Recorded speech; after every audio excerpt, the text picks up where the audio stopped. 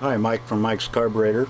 I've been working on a series of videos on this Motorcraft 2100 two-barrel carburetor, and the last video was about putting the float bowl together, and now I'm going to hopefully finish it up or close to it. I've got lots of stuff to put on it yet. I'm going to put a cover on the power valve here. Got the gasket on there.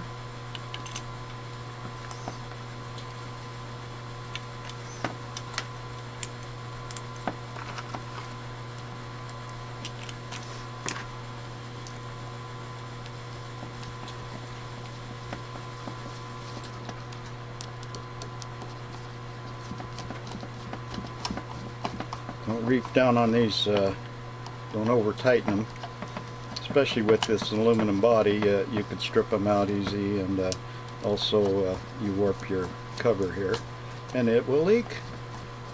Yeah, it might leak anyway. These tend to leak right here in the middle when they get warped. That's when I got to put it in a vise, try to straighten it out, and file down the corners so that it clamps down a little tighter. Alright, since we're down here, we'll put in the idle mixture screws. I put in new screws with the new springs. And be sure to look at your instructions on how many turns out you need to be. But I usually do on this one 1.5 turns. So I turn all the way in just until it's snug. I don't tighten it. You don't want to ruin the screw. And I'll come out 1.5 turns, one on each side. And of course, once you get the carburetor on the car, you have to do the final adjustment. Now, if you're adjusting these things and they don't seem to make any difference, there's something wrong. Could be you have a vacuum leak, or if you rebuilt the carburetor and they don't seem to make any difference, you got a problem. You got too much air, too much fuel, so, one of the two. Anyway, if you haven't rebuilt the carburetor and you have that problem, then you need to rebuild the carburetor. That's one of the signs right there. Okay, so I'm going to put on the choke thermostat housing. I put this new lever on it here, and I do have a video out there on how to do that, so I won't do it here. You got a make sure I get my camera in right here. You have a double gasket here with 2 holes in it, and they go on right here. Be sure you get that correct, because this is where the vacuum goes, and what happens is the vacuum pulls the hot air up from your hot air line right here. And so if that's if there's anything wrong there and you got a leak there, it won't pull up the hot air, and you'll have choke problems. So if you are having choke problems, that might be one of the problems there. Okay, so you see this linkage here.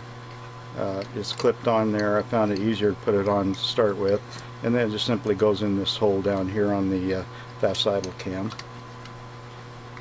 Okay, I get it lined up here just like so, and we got these 3 long screws.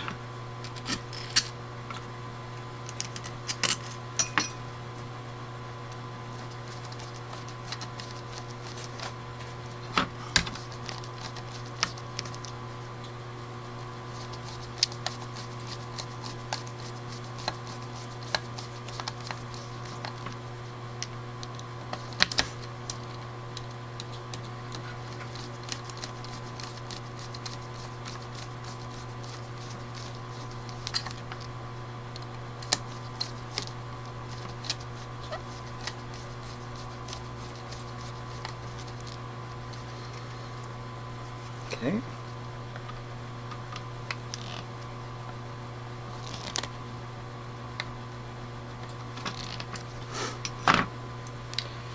And there we go. Now there's a screw and goes right here. Ryan's out trying to find some new ones down the road here. But let's see. Here's another one, a housing off another one. That's what the screw looks like that goes in. Just simply screws in right here, and there will be an adjustment at the end that we'll do to make sure that's adjusted right. Alright, so there's a hole right here, and that's where your choke rod goes. It'll go in that hole right here. goes this way. Okay, of course I need to put a gasket on it, like so.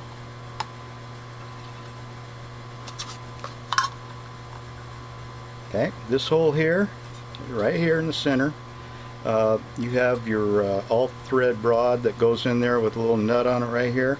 That needs to be in there because that's what holds this side of the cover onto the float bowl and helps seal it. So you know, if you put some other kind of a air cleaner on, make sure you got that bolt in there.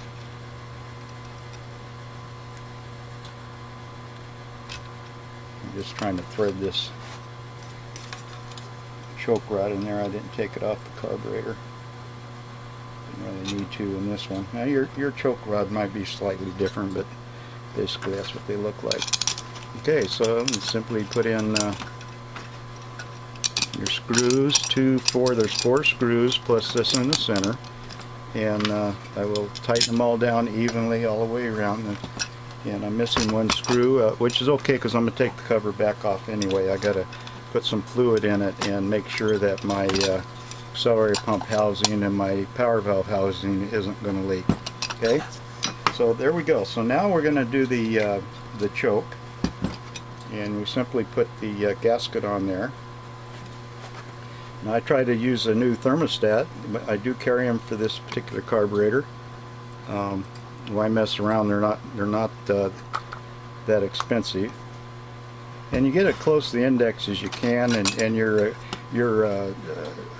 specification sheet will tell you which index to put it on. Now personally, for all these years, I do it by feel. I don't have everything tight here, so it's not going to work good, but I just tighten it up until it just takes a slight amount of pressure to open that up, and then I call that good.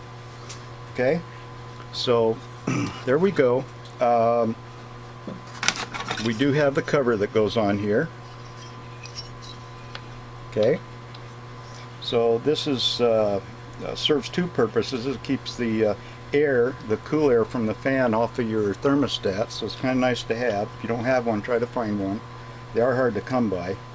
And then on some applications, the heater hose went through here, which also helps heat up your thermostat. So that's it for that. I'm going to stop the video now and use probably the last video for doing the adjustments. Thanks for watching.